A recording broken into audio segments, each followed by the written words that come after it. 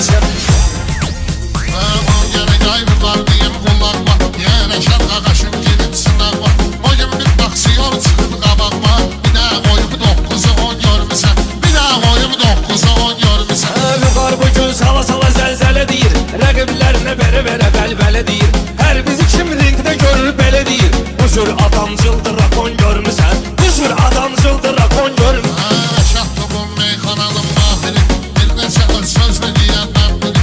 Ay ben sardan tapdım bu şairi. Elimin sünnet oyna kulon görmüsən. Elimin sünnet oyna kulon görmüsən. Arada məğrur olub özünü öymüsən. Sən elə bilmə rəqiblərimi döymüsən. Sən belə nöş panetkasız böyümüsən. Ax yasamalda borzakon görmüsən.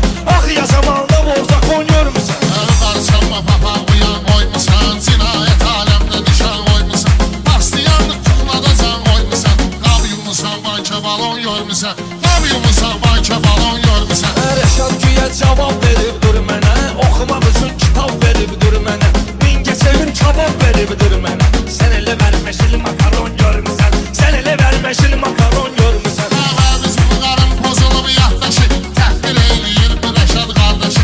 Gördüzür parıldayır keçər başı. Qalın vacində kisinon görmüsən. Qalın vacində kisinon görmüsən. Novu qotda yolka qoyublar sənə. Bazar kimi polka qoyublar sənə. Rəşad gözəl solka qoyublar sənə.